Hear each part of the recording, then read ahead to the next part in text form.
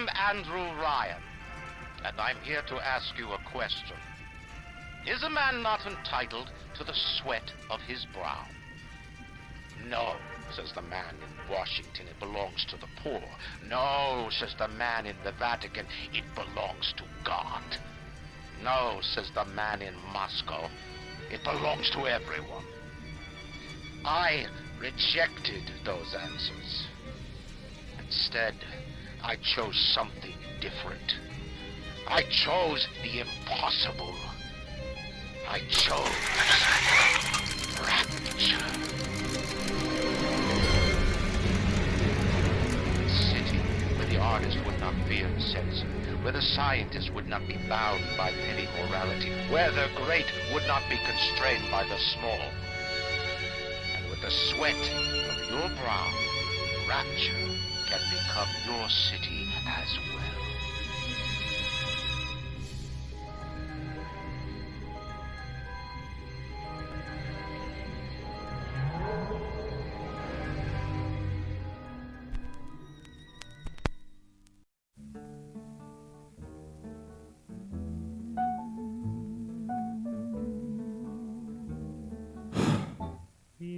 With my last two videos being some modest success on this channel, it may seem that I simply just love to complain about my games, that my only sense of catharsis in life is to complain in my crusty gamer chair and pout. This is the furthest thing from the truth. I love this game. There is no other game like Bioshock. No other game that captures the tragic beauty of the human folly, of how man's ambitions can make him topple from his lofty place. How a utopian idea can bring out the worst in humans, and yet it can shine a light on what makes us truly human. And before I go on, I want to offer a spoiler warning for this video. This is obvious, and I often hate when people do this. But I will only do this because I care about this game. And I'll put a link to the Steam page in the description so you can buy it and play it for yourself. Light up foes to 1,000 degrees. Warning, fire spreads. To understand what makes Bioshock work, we have to understand its setting, being set in a utopian underwater city. Not just any middle-of-the-road or typical mythical interpretation of Atlantis, but a beautiful 1940s and 50s steel Art Deco monument to mankind's ingenuity. The setting of Bioshock is what makes the story work in the first place. We understand and learn that Andrew Ryan built Rapture as a monument to his wealth, as a monument to his ideology that mankind can achieve anything. And the only reason that we haven't reached for the stars and beyond is because of our own petty morality, is because of the rules that we set up to keep the lower class, everyone else at bay. If we were to have an exclusive utopian society comprised of the best mathematicians, the best doctors, the best artists, the best engineers, there is nothing that we cannot achieve. There is nothing that we cannot conquer. And as a testament to that, he built it in the most unhospitable place any human could ever live. And not just a few buildings, but an entire sprawling city of lights and neon. It is a beautiful testament to him of how far mankind can come given enough resources. Given enough resources to thrive. But as time goes on, we see that his utopian has the same problems as people on the surface. Secretly, Andrew is afraid because he's built himself this high and glorious rambiumptum, this high and glorious tower that he can look on at everyone else and bring people from all walks of life into his monument of mankind's excellence. When you're on top of that tower, that creates a pretty big target on yourself. In the fisheries section, we see how the lower class of these people, the class of people who just came in for an exciting experience, an exciting new way of life, they were the ones who got the short end of the stick. these sad saps. They come to Rapture thinking they're gonna be captains of industry. But they all forget that somebody's gotta scrub the toilets. What an angle they gave me. I hand these mugs a cot and a bowl of soup, and they give me their lives. Who needs an army when I got Fontaine's Home for the Poor? And whether by design or by a slip of the thought, this created the division that is what allowed Rapture to start falling. It's what allowed the cracks in the glass to form and the water to leak through. Because these people felt marginalized, they leaned towards a character, Fontaine. This person allowed them to have more commodities of the old world, like Bibles, and managed to unite them against one common goal. What started as a glowing city soon became a prison. And because of unregulated science experiments, people would go so far as to kidnap little girls and perform horrific experiments on them to create a drug known as Adam. Eventually, because of this drug and the growing instability, on the New Year's Eve of 1959, Rapture fell. And it was a great fall thereof. People were rioting and killing and slitting each other's throats. The once pinnacle shining beacon on the hill, or rather underwater, became a death trap of its own demise, and Andrew only had himself to blame. Because he put his own intellect and his own personal freedom above the well-being of others, he eventually became a slave to his own city, trapped in this mad asylum full of drugged-out citizens, long forgot who their names were or who their relatives or friends are, fighting and bickering one another for the last drops of Adam. Throw objects at foes. You can even catch grenades and throw them back. Along with the setting, the mechanic of plasmids is not only incredibly interesting and intuitive, but it also ties into the story very well. Plasmids are genetic enhancements that were developed in Rapture. Because when you have a bunch of scientists with no moral ethics that they need to uphold with their experiments, they start to wonder if they can play God and they can change the human body and its functions itself. And we see this in the gameplay. And it's one of my favorite aspects of Bioshock because it's so incredibly unique, not only in how it handles the plasmids, but how it handles the idea of transhumanism, the ship of Theseus, that if we change parts of ourselves, then are we really ourselves? What really makes us human if we can interchange features? And we see this in game of how we can interchange different plasmids to fit different niches, like the enraged plasmid, which makes enemies pissed off at each other, or the electrical plasmid, which can shock enemies and even stun them, especially if they're in water. But no other game handles this idea of transhumanism the way that Bioshock does. And the way that it beautifully intertwines with the setting, it's a masterpiece of art.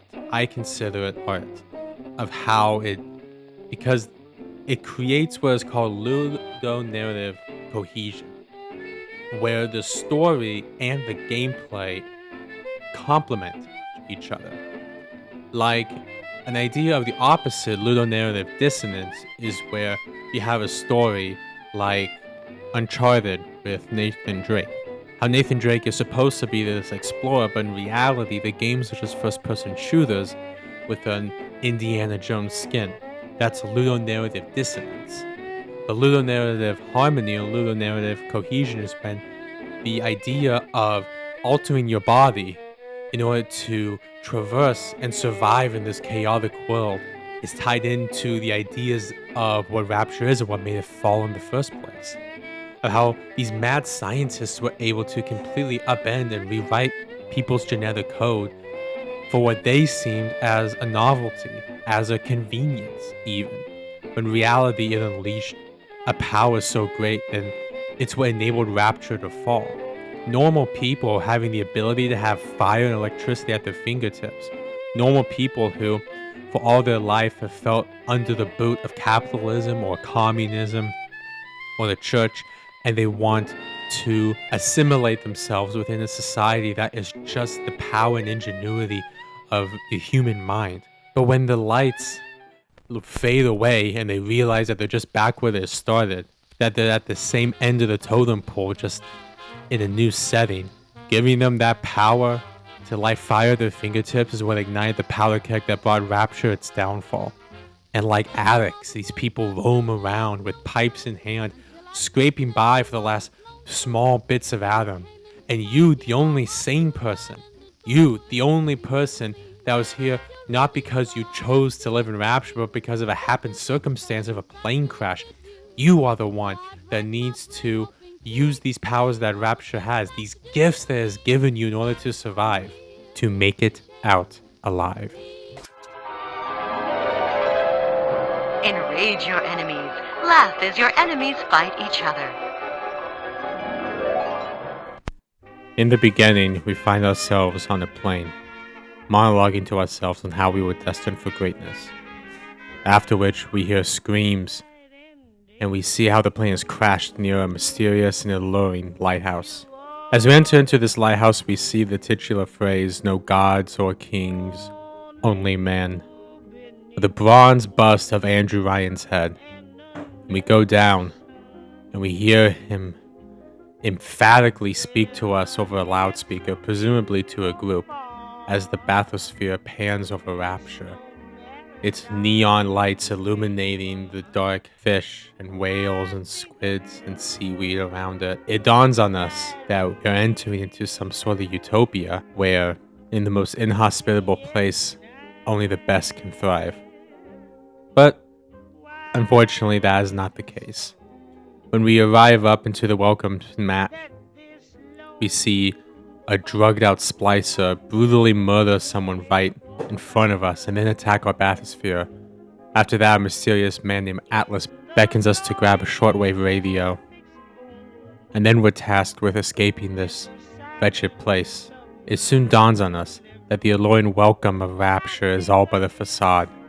This place is decayed. It's bleeding from the inside. Its people are rabid and hungry. We go through the medical pavilion where, instead of striving to make people feel better of their ailments, they hype them up with drugs and plastic surgeries to make these crude abominations. We walk through the garden where the oxygen is produced, and we see this once great bastion of human ingenuity and appreciation of nature left to rot and decay as its citizens clamber about it.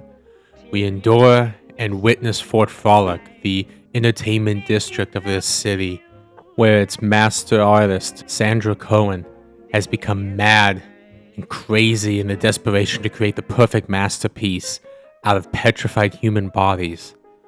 Then we go to the heart of the city, Hephaestus, where we see Andrew Ryan not guarded by turrets and security droids, but simply playing golf in his office, commanding us to kill him, beckoning, yelling, saying, "A man chooses, a slave obeys," as we repeatedly bash his head in with a 9-iron. And then, at the moment of truth, it dawns on us that we have been nothing but a puppet, that Atlas has been using us in order to get to Ryan, so that he can take control of the city and claim its ultimate power and industry. We were nothing but a puppet for Atlas.